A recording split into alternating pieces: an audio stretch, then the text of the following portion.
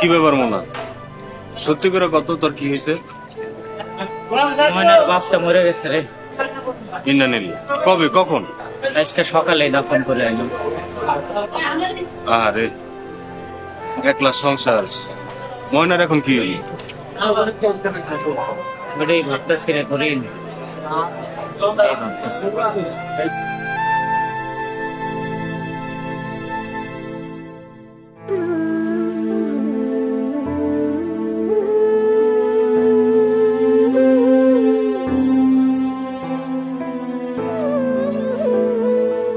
ময়না, ময়না,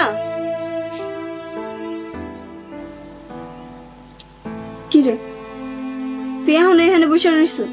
সারাদিন কিছু খাস নি না রে? দেখ আমি তোর লেগে কি লয়ে আইছি। আমি খাবো না রে। কেন খাবি না? ইচ্ছা করতেছে না। ইচ্ছা না করলেও জোর করে খাইতে বল। আয় আমি খাওয়াই দিই। কইছি না খাবো না। চাচাই মরছে, এর না খেয়ে থেকে তুইও মরে যা। তোর যা ইচ্ছা তাই কর।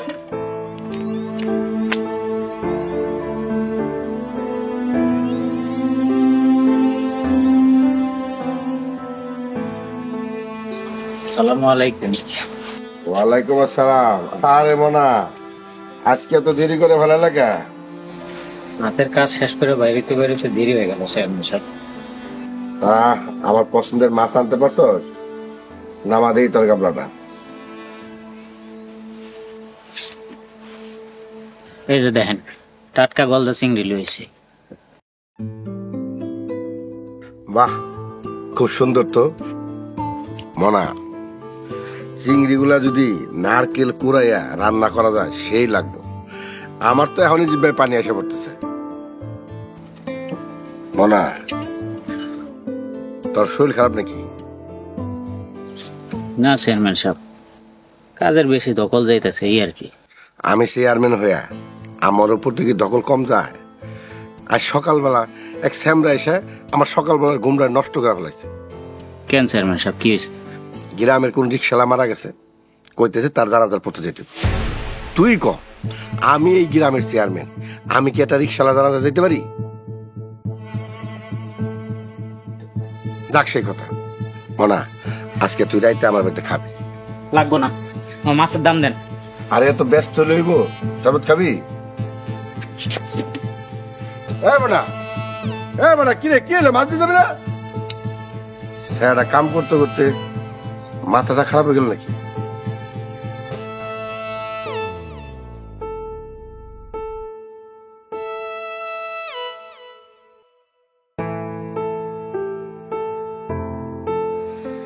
বাপ মরছে, এখন নিজে মরবো, মরুক, তাতে আমার কি?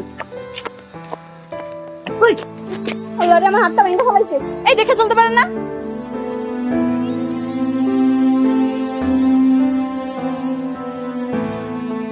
এই মাফ করে দিস শেফালি, রাগের চোটে চোখে দেখি নাই।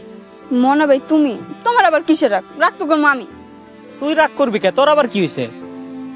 আমার আবার কি হইব? ওই যে তোমার ময়নার সারাদিন কিছু খায় নাই, মরার পরিকল্পনা করতেছে। ময়না সারাদিন কিছু খায় নাই? হ্যাঁ তাইলে আবার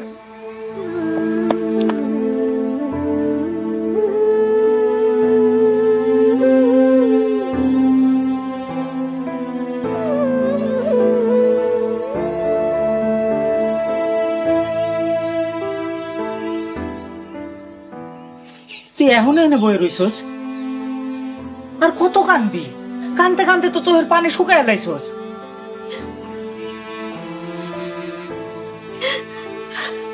কান্দিস না ময়না, কান্দা থামা।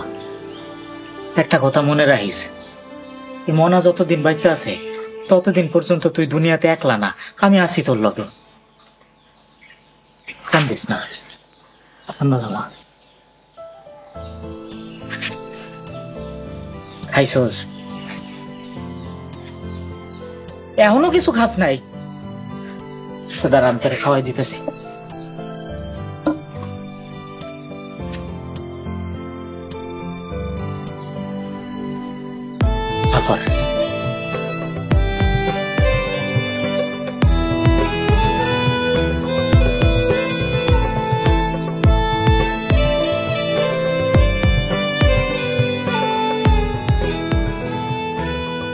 বাড়িতে কেউ আছে নাকি? বাড়িতে কেউ আছে?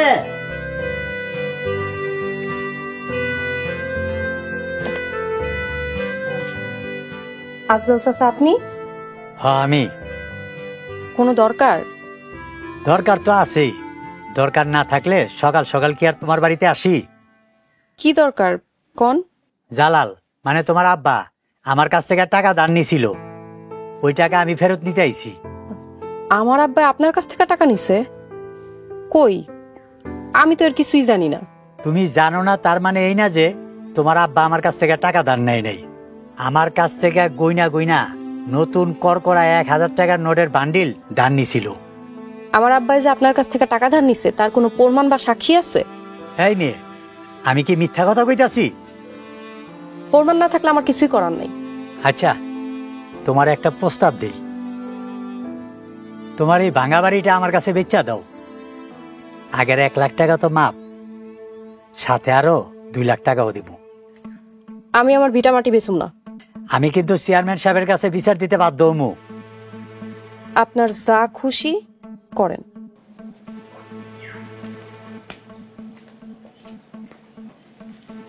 ভাবছিলাম সল ছাতুরি করে আবার ভিটামাটি আতায় নিব, কিন্তু মাইয়ার সেই দেমাক।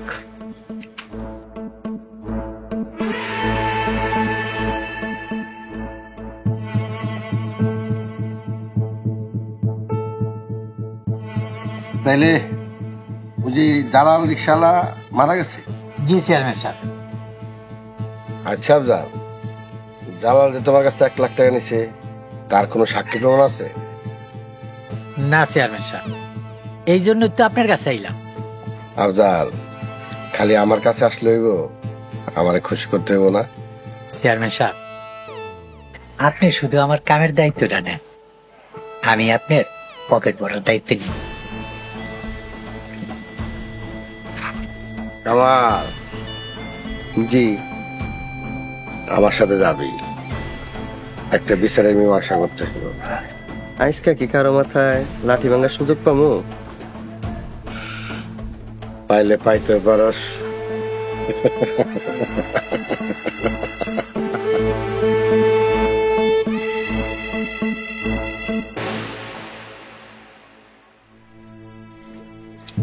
ঠিক আছে, তুমি চিন্তা করো না।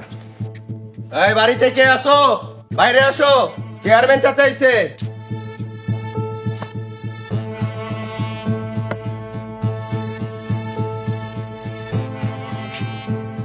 আসসালামু আলাইকুম চেয়ারম্যান সাহেব। ওয়ালাইকুম আসসালাম। কি ব্যাপার চেয়ারম্যান সাহেব, ঘুমাই গেলেন নাকি? আমার বিচার করবেন না? কিসের বিচার? একটু সময় লেগে ভুলে গেলেন আমার কাছ থেকে 1 লক্ষ টাকা ওর বাপে নিছিল। তোমার নাম কি?